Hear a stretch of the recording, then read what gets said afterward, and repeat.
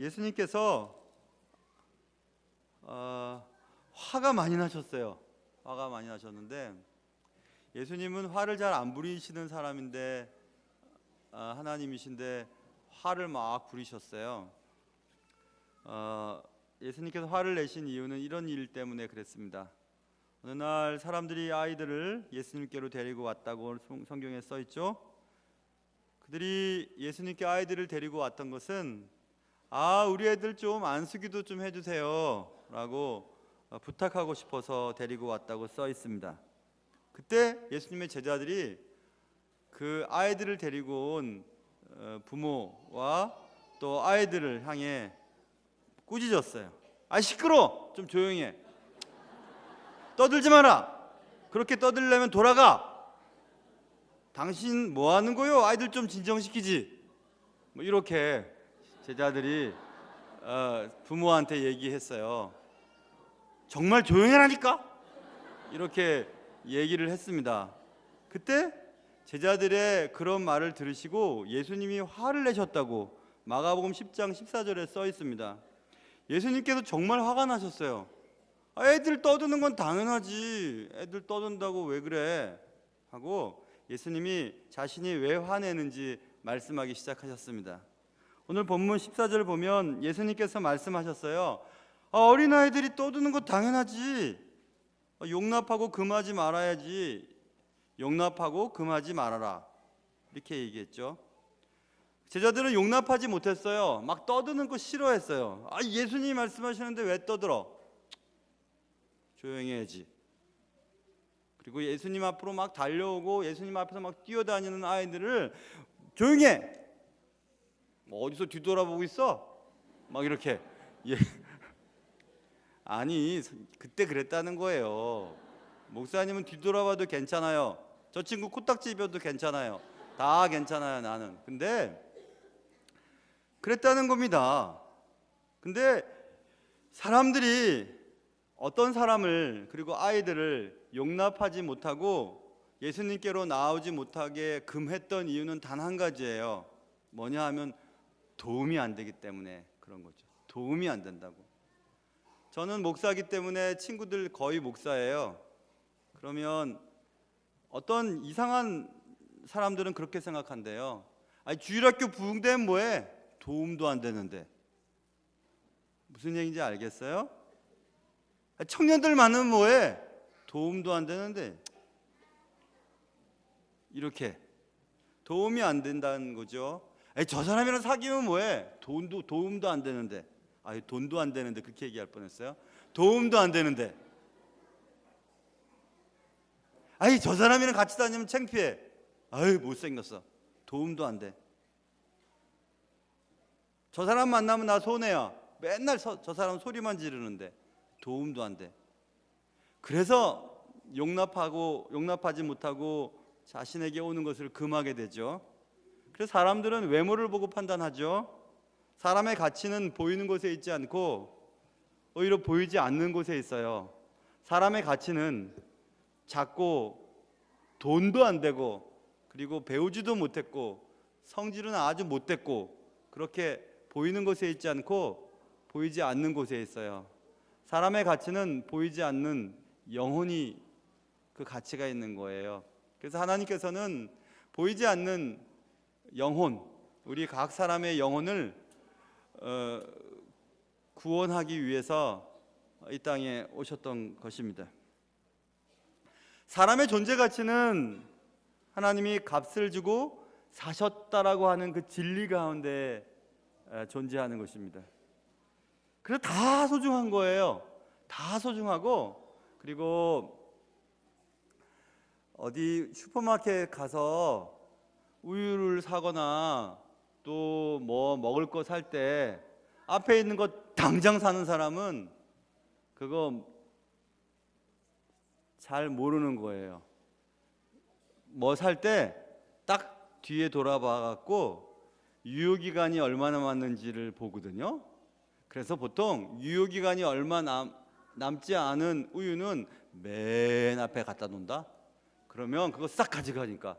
그래서 나처럼 지혜가 많고 머리가 좋고 똑똑한 사람은 저 안에 있는 거를 딱 끄집어내면 거의 일주일은 더 유효기간이 오래된 것을 얻을 수가 있죠. 유효기간이라고 하는 건 중요하죠. 여러분, 사람에게도 유효기간이 있다고 치면 여러분 한번 맞춰보세요. 우리 친구들 90살 먹은 할머니 할아버지가 유효기간이 많이 남았을까? 아니면 10살 먹은 우리 친구들이 유효기간이 많았을까? 그래? 니들이 유효기간이 많이 남았어? 아니야, 그런데 몰라. 사람은 어떻게 될지 몰라요. 그렇지만 유효기간이 많이 남았을 것이라고 생각하고 아이들이 더 장래성이 있는 거예요. 그래서 예수님께서 아이들을 용납하고 내게 오는 것을 금하지 말라라고 말씀하시면서 아주 희한한 말씀을 하시는데, 천국은 이런 자들의 것이야 라고 말씀하시는 장면이 14절에 나와 있습니다. 예수님께서 그렇게 말씀하셨어요. 천국은, 너희들이 가고 싶어하는 천국은 이런 자들의 것이야 라고 말씀하시면서, 이런 자들은 어린아이들이에요. 그런데 그 어린아이들, 예수님께서 그렇게 말씀하실 수 있는 만큼 충분한 이유가 있었어요. 왜냐하면 이 땅을 구원하기 위해서 다윗의 자손 가운데 통치자가 나와서 이 나라를 로마의 압제로부터 구원하고 우리를 해방시켜줄 대단한 통치자를 기다렸습니다. 다윗의 자손 가운데 메시아를 기대했습니다. 그런데 예수님은 아기로 오셨거든요. 아기, 힘이 없는 아기로 오셨어요. 연약한 아기로 오셨어요. 예수님이 이 땅에 오실 때 그를 맞이하는 군중은 아무도 없었고요. 그는 말구유에 누이셨죠. 그래서 예수님께서 아기로 오셨기 때문에 그렇게 말씀하실 수 있으셨어요. 천국은 아이의 것이라고, 아이 같은 자의 것이라고 이렇게 말씀하셨습니다. 천국은 이런 사람들의 것이라고, 어린아이 같은 사람의 것이라고, 예수님께 나오는 것이라고, 나오는 사람의 것이라고 얘기했습니다. 여러분, 천국을 경험하려면 천국의 모형으로 만들어 놓은 이 땅의 기관이 2개 있는데, 그 기관은 가정과 교회예요. 그래서 가정에서 천국을 맛보고 교회에서도 맛볼 수 있어요, 천국을. 그리고 또 반대로 하나님이 원하시는 삶을 살지 못하면 가정이 지옥 같아요. 교회도 지옥 같을 수가 있어요. 그래서 가정과 교회는 천국의 모형이에요. 그래서 천국의 주인이 어린아이들과 같은 사람들, 보기에는 형편없이 보이는 사람들, 도움이 안 되는 사람들, 돈도 안 되는 사람들, 시끄러운 사람들, 떠드는 사람들, 말 안 듣는 사람들, 그런 사람들의 것이에요, 천국은. 그렇다면 교회도 마찬가지예요.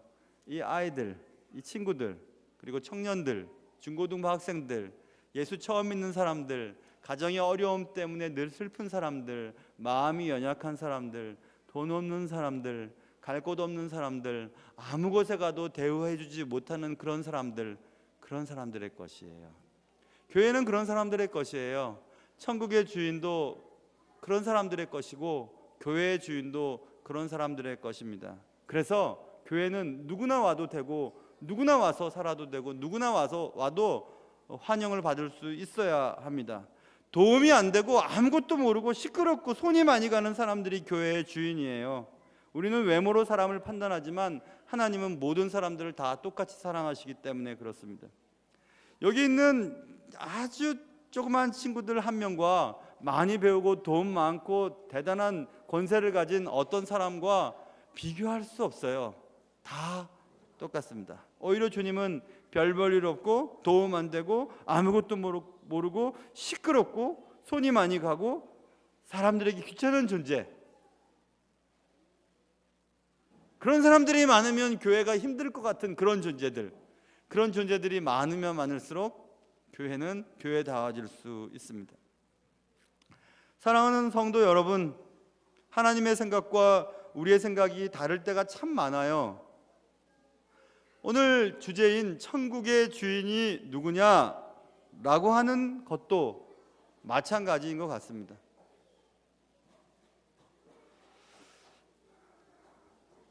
기도하겠습니다.